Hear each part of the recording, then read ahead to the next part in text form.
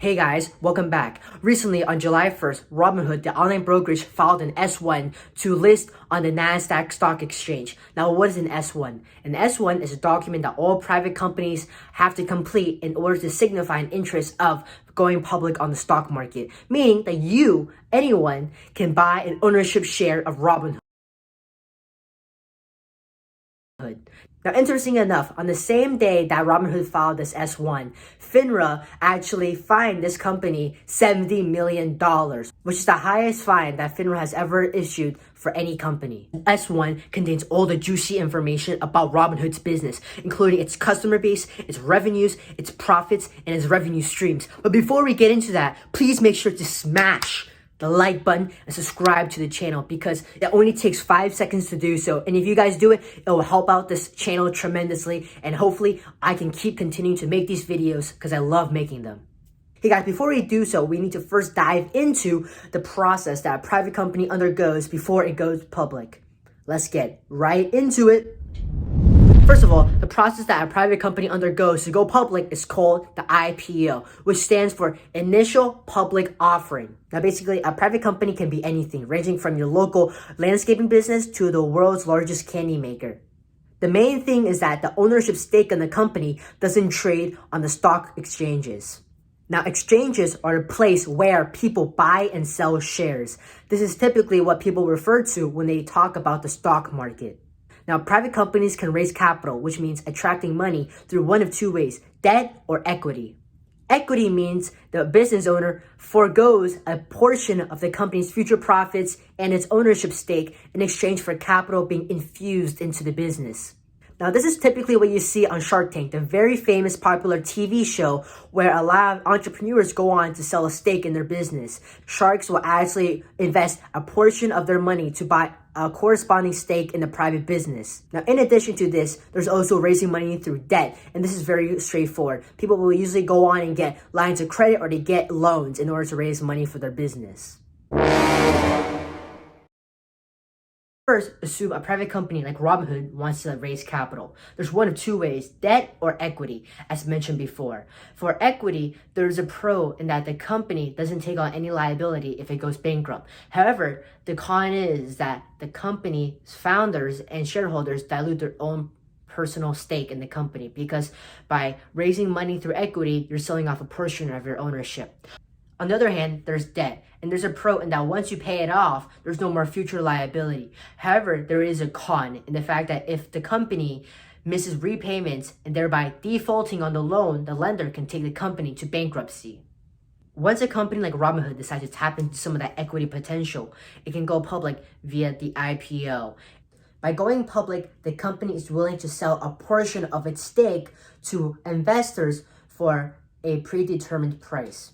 And the first step to going public is to identify an investment bank, such as Goldman Sachs, Morgan Stanley, or JP Morgan. Underwriting is a process in which an investment bank acts as an intermediary between the company selling its own securities and potential buyers of the stock. The underwriter's main objective in the IPO is to help the issuing company sell as many securities as possible and help them raise capital. Afterwards, the company and its investment bank will go through the due diligence process. Here, the main objective is for the investment bank to help the company prepare its necessary SEC filings. The SEC stands for the Securities and Exchange Commission, which is a regulatory body that oversees the securities market. Now, one of the main filings that need to be prepared is the registration statement, also known as the S1. The S1 contains two main components. Number one is a prospectus. This document contains a plethora of information that is disclosed to the investing public. This was just released by Robinhood. It contains information about the company's business model, risk factors, and its financial statements. On the other hand, there are also additional private filings. However, these filings are only registered with the SEC and not disclosed to the public. Next step is pricing, in which the investment bank and the company will decide the price at which to set the IPO. Here, there are two main things to be cautious of. Basically, if the company and the investment bank set too high of a price, it will detract too many investors due to its cost, which may harm and hinder the company's ability to raise capital. On the other hand, if the IPO price is set too low, then there's an opportunity cost in the fact that the company could have raised more capital. As the company proceeds through the IPO, the last step is the quiet period, in which once the securities stocks hit the market, the insiders have to refrain from giving out any information that's not already included in the S1. The reason for this is that IPO shares in their nature are very volatile. Therefore, the SEC wants a cooling down period. This way, the IPO shares can get situated in the market. Now, once the quiet period ends, the company will just begin trading like any other publicly traded company like Apple, Google, Amazon, Microsoft. Now, why does a company want to go public? Now, when a company first IPOs, it means they're selling a portion of their stake to new investors. In this way, the company can raise more money, typically in the billions, for its own business. In fact, currently, the highest record for the most amount of money raised in the IPO is held by Alibaba, which raised $25 billion when it went public in 2014. Also, a company that goes through an IPO can offer immense financial benefits for its shareholders and founders. See, when a founder first starts a business, he or she has to commit a lot of their own money to building and expanding the business. However, if this company becomes super valuable and they decide to take it through an IPO, a lot of new investors will be really interested in buying stock within this company. Now, because company valuations can go way beyond the amount of capital that a founder has committed to a business, when the time comes when they're legally able to sell their own shares, founders can reap in astounding profits.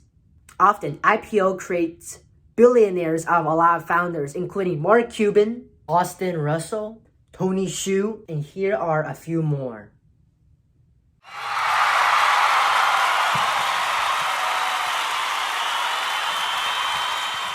Finally, a last reason that private owners want to take the company public is due to increased liquidity. Now, what is liquidity? According to Investopedia, liquidity refers to the speed and the ease to which securities and assets can be converted to cash without affecting the market price.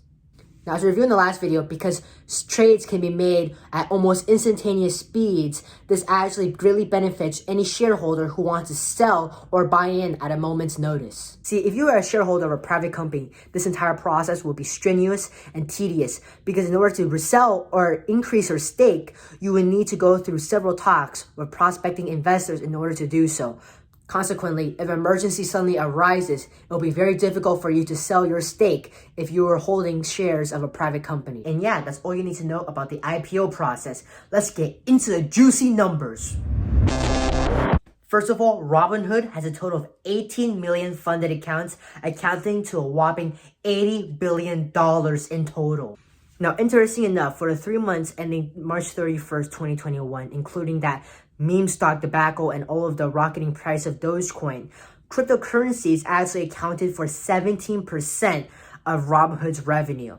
And of that amount, 34%, that's right, over 1/3 of all revenues related to cryptocurrency came from the Dogecoin. This coin has a market cap of around $31.5 billion, making it more valuable than some of the most valuable enterprises on this earth. I mean, as you look at these numbers, wait. What is that? Oh boy, it's a $1.4 billion loss for the 3 months ending March 31st, 2021. For fiscal year 2020, which ended on December 31st, Robinhood reported revenues of $959 million, a whopping 245% increase from its $278 million of 2019. In addition, for the fiscal year 2020, Robinhood reported net income of $7 million, which is a great boost from its then $107 million of reported net income a year ago. If you don't know how net income is derived, it's calculated by taking a company's revenues and subtracting out all of its expenses. The remaining amount, if it's positive, is called net income. If it's negative, it's called net loss. In addition, for the 3 months ending March 31st, 2021, which includes the recent GameStop AMC meme stock short squeeze and the rocketing price of Dogecoin, Robinhood's revenues actually grew to an astonishing $522 million. Now, this compares to revenues of $128 million for the 3 months ending March 31st, 2020. Revenues grew an astonishing 309%. Let's do a quick recap. Robinhood, an online brokerage, just filed an S-1 on July 1st, 2021, signifying interest to go public via the IPO. This company is going to list shares under ticker symbol HOOD on the Nasdaq Stock Exchange. Currently, they plan on reserving 20 to 35% of its own shares to retail investors and customers. However, there are many things that are not known in this moment. Number one is the expected date range at which the IPO shares will hit the market. And number two is the pricing of those IPO shares. Hey guys, I spent a lot of time on this video. So if you already watched up to this point, thank you. It means a lot to me. I hope you guys enjoyed this video. And don't forget to smash, that's right, smash the like and the subscribe button. If you guys have any suggestions on future video ideas, leave them below in the comments. Who knows, they may pop up on the channel one day. Until then, see you guys next time.